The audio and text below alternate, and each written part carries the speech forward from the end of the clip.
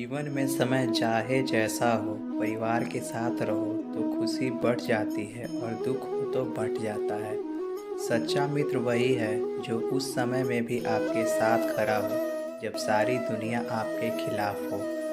आपके पास जितना भी है उसके लिए दिल से धन्यवाद कहें, हर वक्त कहें, यकीन मानिए जितना भी है वह कई गुना बढ़ जाएगा। प्रार्थनाएं और ध्यान इंसान के लिए बहुत ज़रूरी है, क्योंकि प्रार्थना से भगवान आपकी बात सुनते हैं और ध्यान से आप भगवान की बात सुनते हैं। श्री कृष्ण से कितना कुछ छूटा। पहले माँ छूटी, फिर पिता छूटे, फिर जो नंद किशोर मिले वो भी छूटे, संग साथी छूटी, राधा भी छूट गई, गोकुल छूटा, फिर मथुरा छूटा। श्री कृष्ण से जीवन भर कुछ न कुछ छूटता ही रहा। नहीं छूटा तो वह है मुस्कान और सकारात्मकता। श्री कृष्ण दुख के नहीं, उत्सव के प्रतीक है। सब कुछ छूटने पर भी खुश रहा जा सकता है, यह श्री कृष्ण से अच्छा कोई नहीं सिखा सकता। इसलिए हमेशा खुश खुश रहें और मुस्कुराते रहें। जीतने का भी मज़ा तब आएगा जब लोग आपके हार का इंतज़ार करेंगे। गीता में लिखा है, यदि कोई आपको अच्छा लगता है तो अच्छा वो नहीं आप हैं, क्योंकि उनमें अच्छाई देखने वाली नज़र आपके पास है। अपनी पीड़ा के लिए संसार को दोष मत दो, अपने मन को समझाओ। तुम्हारे मन का परिवर्तन ही तुम्हारे दुखों का अंत है। सोच और नियत अच्छी रखिए, फिर आपके कष्ट प्रभु स्वयं दूर कर देंगे। याद रखना, भगवान से कभी उम्मीद छोड़ना नहीं और दुनिया वालों से कभी उम्मीद छोड़ना नहीं। सुख दुख सिक्के के दो पहलू हैं। जहाँ सुख होगा वहाँ दुख भी होगा, जहाँ दुख होगा वहाँ सुख भी होगा। इसलिए सुख दुख के बारे में बिना सोचे निरंतर अपने लक्ष्य को प्राप्त करने के लिए प्रयास करना चाहिए। एक बात हमेशा याद रखना, किसी के सामने गिड़गिड़ाने से न मोहब्बत मिलती है और न ही इज्जत। इसलिए अपने स्वाभिमान को जिंदा रखो। कोई अगर आपके किस्मत में होगा तो वह आपके पास खुद चल कर आएगा। दूसरों को हराने का मौका मत दो, बस खुद को आगे जाने की जिद पाल लो। कभी हार न मानने की आदत ही एक दिन जीतने की आदत बन जाती है। सिर्फ दो चीज़ मनुष्य के भाग्य का निर्माण करती है। पहली, स्वभाव। अगर आपके स्वभाव में अच्छाई, नम्रता और गुण है तो भाग्य चमकेगा। अगर आपका स्वभाव क्रोधी है, आलसी है, तो आपका भाग्य बिगड़ना अनिवार्य है। इसलिए अपने स्वभाव को मधुर और आकर्षित बनाइए।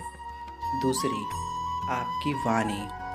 बोलना तो मनुष्य 2.5 साल की उम्र में ही सीख लेता है, परंतु कब, कहाँ और कैसे बोलना है उसे यह जिंदगी भर नहीं समझ पाता। जिसे यह बोलना आ गया, कब, कहाँ और कितना बोलना चाहिए, समझ लो, उसे सफल होने से कोई नहीं रोक सकता।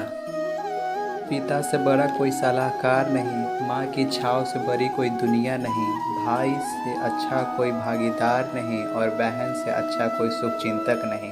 इस मतलबी दुनिया से कोई मतलब न रखो, और मतलब रखना है तो अपने मतलब से मतलब रखो। दुआएं मांगने से किसका भला होता है, मिलता तो वही है जो हमने बोया होता है। तुम नीचे गिरकर तो देखो, कोई नहीं आएगा उठाने, जरा उड़कर तो देखो, सब आएंगे गिराने।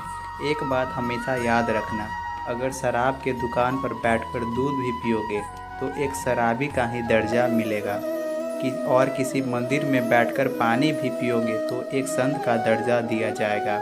इसलिए आप किसके साथ उठते बैठते हैं यह बहुत मायने रखता है। अगर कोई आपको नीचा दिखाना चाहता है तो इसका मतलब है आप उससे पहले से ही ऊपर हो। ज़िंदगी जीने के लिए मिली है, इसे लोग क्या सोचेंगे यह सोचने में बर्बाद मत करो। किसी के बुरे वक्त में उसका हाथ पकड़ो, सहारा दो, हिम्मत दो, क्योंकि बुरा वक्त थोड़े समय में चला जाएगा, लेकिन वह आपको दुआ जिंदगी भर देता रहेगा। मनुष्य सुबह से शाम तक काम करके उतना नहीं थकता जितना कि वह क्रोध के एक क्षण में थक जाता है। संबंध परमात्मा से अच्छे बना लो तो तुम्हें किसी की ज़रूरत नहीं पड़ेगी, तुम खुद की सबकी ज़रूरत बन जाओगे।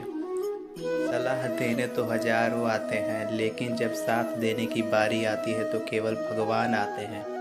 जीतने के बाद तो सारी दुनिया गले लगाती है, क्योंकि जो आज आपके साथ है वह कल आपके खिलाफ हो सकता है। बिना मतलब के कोई आपकी इज्जत नहीं करेगा, लेकिन खुद को इतना काबिल बनाओ कि लोग बिना मतलब के भी आपकी इज्जत करें।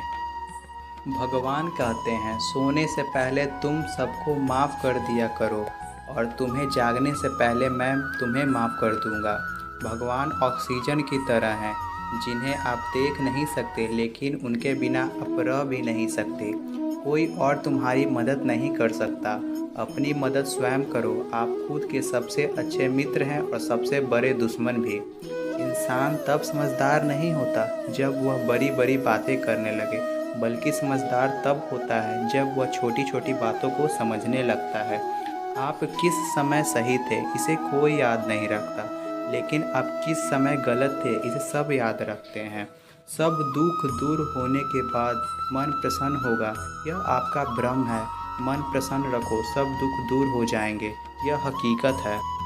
किसी भी व्यक्ति की कोई बात बुरी लगे तो दो तरह से सोचना। यदि व्यक्ति महत्वपूर्ण हो तो बात को भूल जाओ, और बात महत्वपूर्ण हो तो व्यक्ति को भूल जाओ। रिश्तों का संबंध सिर्फ खून से नहीं होता। जो मुसीबत में हाथ थाम ले उससे बड़ा कोई रिश्ता नहीं होता। भगवान कहते हैं, तुम मुझे सब कुछ सौंप दो, सारा दर्द परेशानी, और बिल्कुल हल्के होकर मुझे याद करो। धीरे धीरे तुम्हारा जीवन बदल जाएगा। हर रोज़ सोने से पहले भगवान को पूरी दिनचर्या बता के सोएं। अगर आपके द्वारा किसी का दिल दुखा है तो मन ही मन उससे माफ़ी मांगे। अगर आपका किसी ने दिल दुखाया है तो उसे माफ़ करके सारी चिंताएं भगवान को सौंप कर सो जाए। यकीन मानिए, इससे आपकी ज़िंदगी खुशनुमा बन जाएगी। क्रोध से बोला हुआ एक शब्द इतना जहरीला हो सकता है कि आपकी हजार प्यारी बातों को एक मिनट में नष्ट कर सकता है। सबको हंसाना लेकिन किसी पर भी हंसना मत। सबके दुख बांटना लेकिन किसी को दुखी मत करना। सबकी राह में दीप जलाना लेकिन किसी का दिल मत जलाना। यही जीवन की रीत है, जैसा बोओगे वैसा ही पाओगे।